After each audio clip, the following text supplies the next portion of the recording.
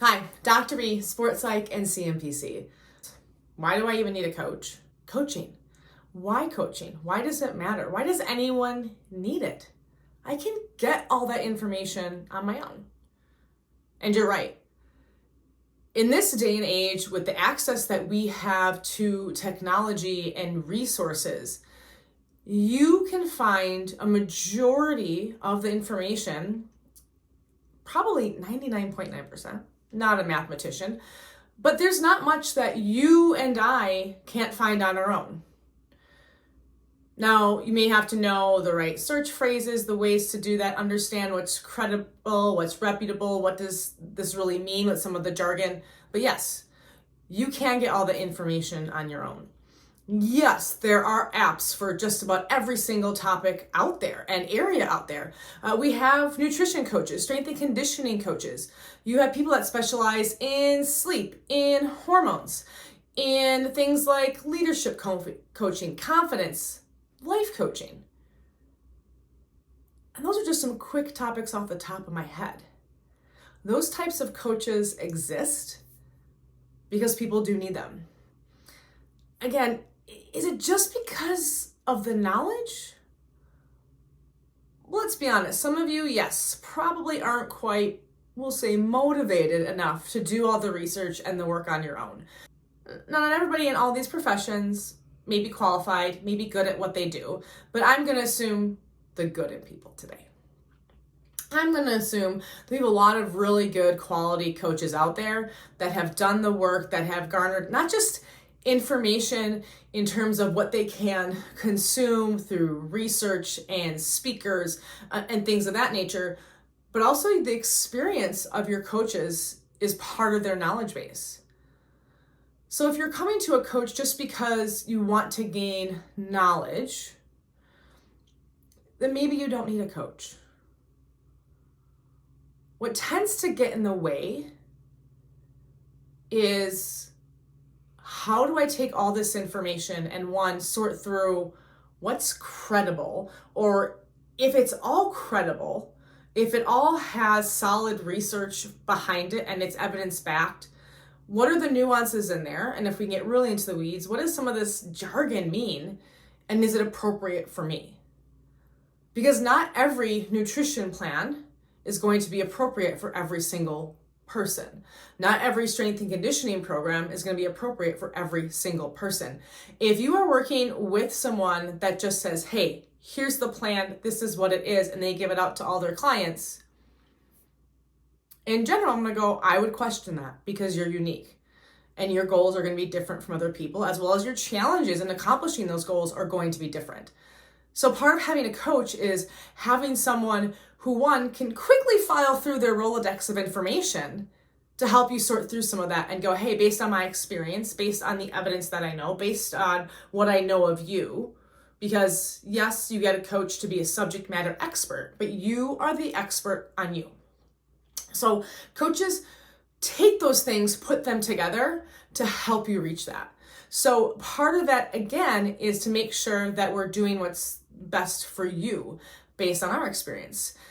The other piece that comes with coaching is, not all, but a lot of coaches have had a lot of training and they understand, hey, this is something that comes from a credible source. Or this is why maybe there's not any research or not enough research, or this is just one study, or thank you for sending me that really cool TikTok video, but that was just clickbait and that's totally a filter. Okay, so there's just that kind of surface level of having a coach helps you sort through that information and really get to the core of what you're trying to do.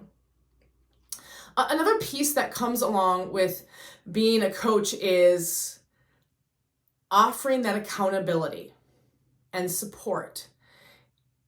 And it's a little bit more than just your best friend and you decide to do this thing together. You're going to train for a 5K. And so you're texting each other, checking in. Maybe you live next to each other so you can train in the morning.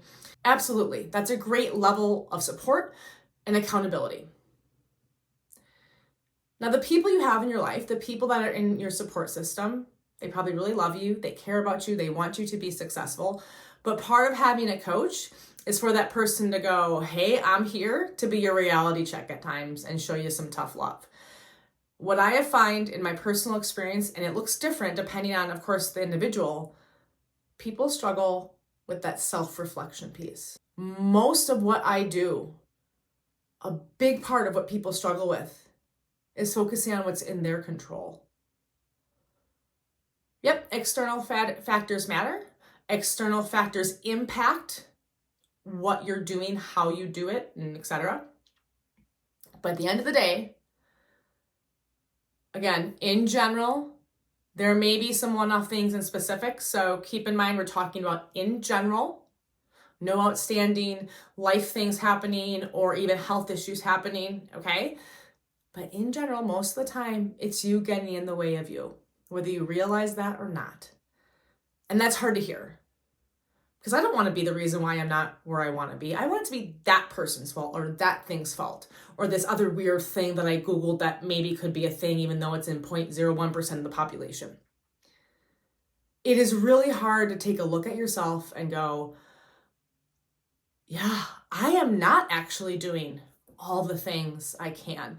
I'm actually not being as consistent in this as I could be. You know what? I'm not as disciplined as I need to be if I want to achieve this goal. So part of that one is the self-reflection. And the other piece is going, why do you want this? And digging deep, you know I like the why. To dig deep and go, why is this important to you? Is it just because this sounds like something really cool and exciting, but really it doesn't matter to you? What's that deeper meaning? And also, is this right for you? Is this appropriate for you? And again, that could be in that more physical world of strength and conditioning and nutrition, but also from that mental side of things. I have worked with individuals that really want to accomplish that, being the best player on their team, in their league, in their conference. They want these big goals to play beyond their high school careers, some even in college. And at times, not all, but at times when we dig deep, that didn't come from them. That came from somewhere else. And it sounds really good when you say those things, because yeah, we get a rush when we talk about accomplishing these really cool goals and stuff like that. But when we do the work and think through it, oh, it's not really what I want. Or, my parents said that and I want to please them. Or my coach said I could be this thing. But when we break it down and we look at the work it's going to take, I really don't want that for myself. And again, various reasons why. So that's another piece. Sometimes you need the coach love to be like, listen, sweetie, this is what it's going to take. Is this what you want to do? Is this what you want your life to look like? If it is, let's go, buckle up. We're putting a plan together. If not, that's fine. Let's figure out what it is that you actually want. Your coach, yes, can help you sort through information.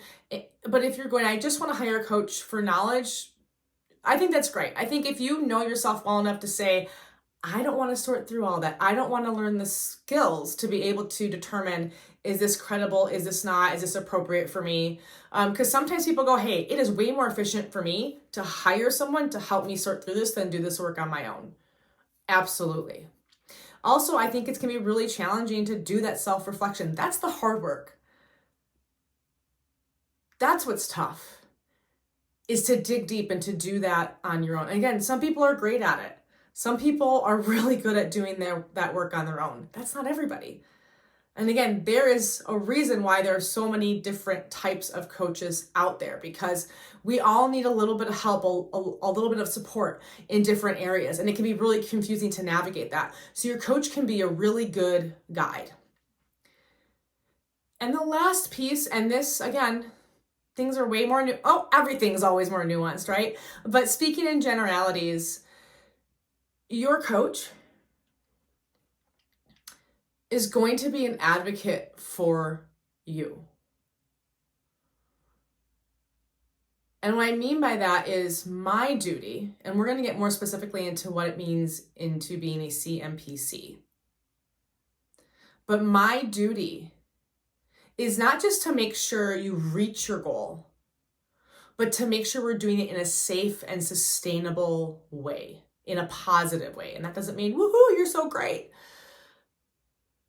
But making sure that your mental, emotional, and physical health is not suffering because of what we're implementing. My job as a coach is to check in with you to evaluate and go, is this working? Is this not? How are you feeling? What's going on? We need to go through that process. Whether you are currently an athlete, you're a working professional, or you're just trying to better yourself, if we aren't finding ways to evaluate what we're doing, and it's not just by wins or losses or percentages, numbers are important, but they're not everything. But we have to find ways to evaluate. And again, that's going to look different based on what we're trying to do. But if all you do is measure yourself by numbers and we don't fine tune things, and oh no, my numbers aren't where they want to be, or I didn't do this at all this week, I'm horrible, I'm a bad person, I suck.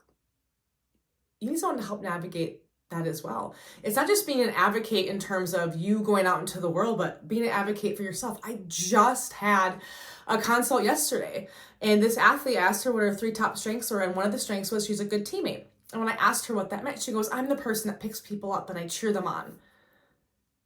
And I asked her, are you a good teammate to yourself? And that's where she struggles. So again, sometimes we have to have those hard conversations. So as we're evaluating, as we're making sure we're doing things safely and effectively, and again, a little bit of what I do, even though it's evidence-based, it's a little bit of trial and error. I know that's not what you want to hear. You want the magic pill, you want the one thing, you want the 5 things to do to be the best I can be right now. It sounds great, it's catchy, it makes you feel all good inside. But in the long term, if we're not developing the skills that are sustainable for you and that work with where you are in your life and can adapt as your life inevitably changes and shifts, then what are we doing? They're not very effective skills and strategies. Because mindset matters.